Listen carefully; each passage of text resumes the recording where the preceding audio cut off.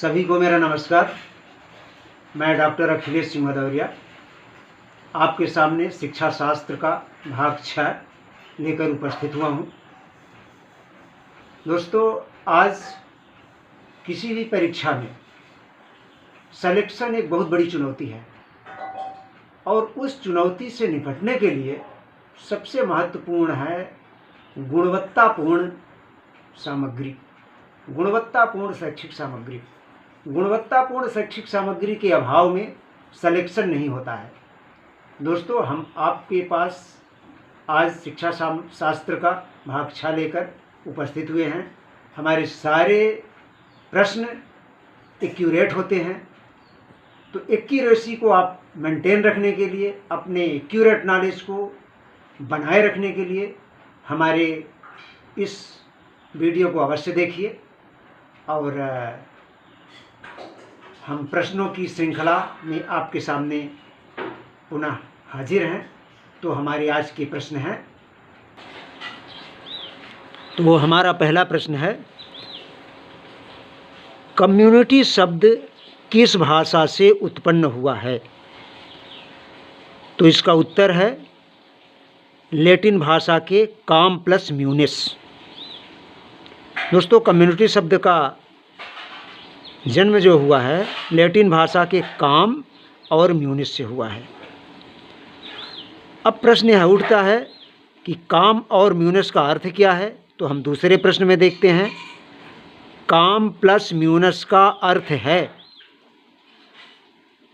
तो काम का अर्थ है टुगेदर और म्यूनिस का अर्थ है टू सर्व, अर्थात टू सर्व टुगेदर, अर्थात एक साथ कार्य करना।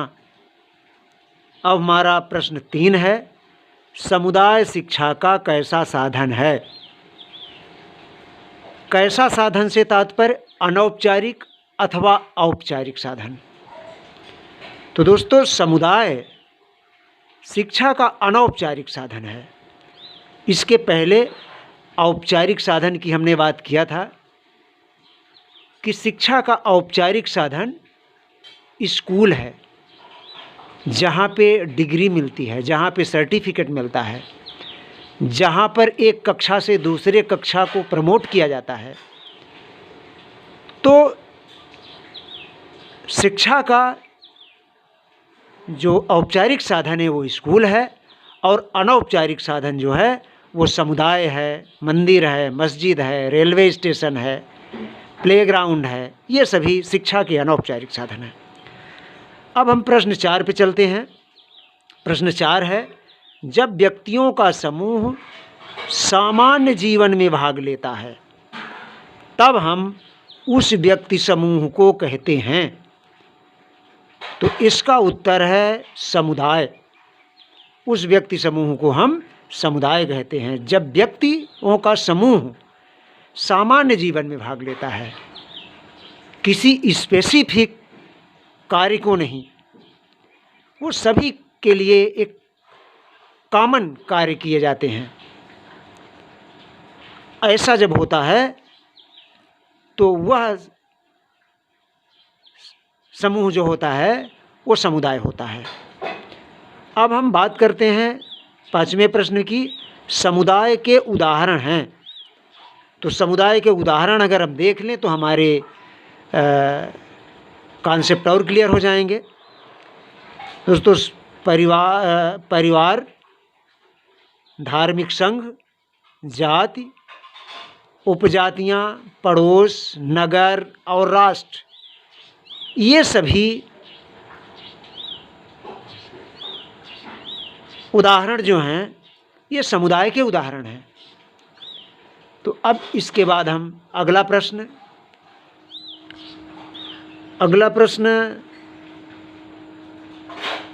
क्रमांक 6 है, बालक पर समुदाय का प्रभाव होता है।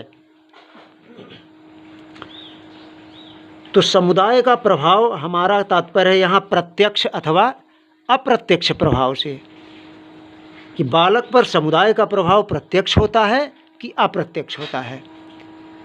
तो वास्तव में बच्चे पर समुदाय का प्रभाव अप्रत्यक्ष होता है, प्रत्यक्ष नहीं होता है। प्रत्यक्ष यानी सीधे कोई भी सूचना है उस डायरेक्ट जब बच्चे के पास पहुंचती है, वो प्रत्यक्ष प्रभाव है। अब हम देखते हैं प्रश्न 7 पे, बालक की शिक्षा पर प्रत्यक्ष प्रभाव किसका होता है। तो देखिए दोस्तों, यहाँ पर उत्तर है इसका विद्यालय तथा परिवार। अब बालक पर परिवार का प्रत्यक्ष प्रभाव होता है। परिवार के माँ बाप, भाई बहन सभी बच्चे को डायरेक्ट कोई सूचना देना होता है तो देते हैं, डायरेक्ट उसके संपर्क में रहते हैं। विद्यालय में जब बच्चा जाता है तो विद्यालय के शिक्षक कोई भी शैक्षिक और सह शैक्षिक सामग्री को डायरेक्ट प्रेषित करता है बच्चे के सामने।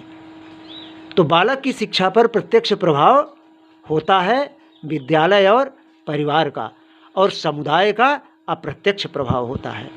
अब हम प्रश्न क्रमांक 8 पर चलते हैं। व्यक्तियों का वह समूह जो बच्चे या समाज के विशिष्ट उद्देश्यों में भाग नहीं लेता है, विशिष्ट उद्देश्यों में भाग नहीं लेता है अर्थात सामान्य उद्देश्यों में भाग लेता है, वह है समुदाय। इसके पहले भी हम प्रश्न पर चर्चा कर चुके हैं। तो दोस्तों, व्यक्तियों का वह समूह जो बच्चे या समाज के विशिष्ट उद्देश्यों में भाग नहीं लेता है समुदाय, और जो सामान्य उद्देश्यों में भाग लेता है, ऐसा समूह जो सामान्य उद्देश्यों में भाग लेता है वह भी समुदाय ही है। अब प्रश्न क्रमांक 9 पर हम चलते हैं। शिक्षा पर समुदाय का प्रभाव किस प्रकार का है।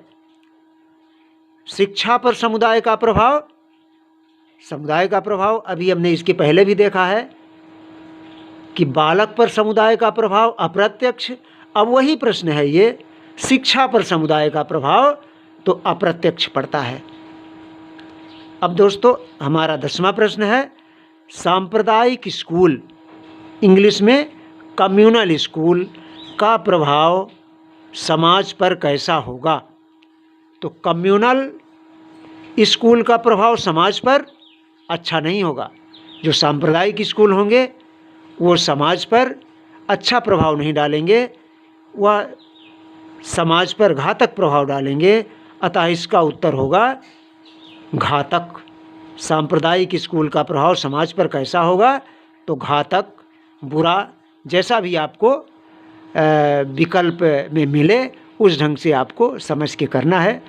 तो दोस्तों, ये रही हमारी प्रश्नों की श्रृंखला, और इसी तरह से हम एकदम क्रमिक अध्ययन आपको कराते रहेंगे। और आप YouTube पर किसी भी भाग को ढूंढ करके पढ़ सकते हैं। अगर जो भाग आज छूट गया हो उसको कल पढ़ सकते हैं। कोई किसी भी भाग से आप वंचित नहीं रहेंगे। तो दोस्तों, यदि हमारा यह लेसन, यह वीडियो, ये प्रश्न पसंद आए हों तो इसे सब्सक्राइब कीजिएगा और लाइक कीजिएगा। और हाँ, ये भी ध्यान रखिएगा कि इसे अपने अध्ययन का एक भाग जरूर बनाइएगा। धन्यवाद।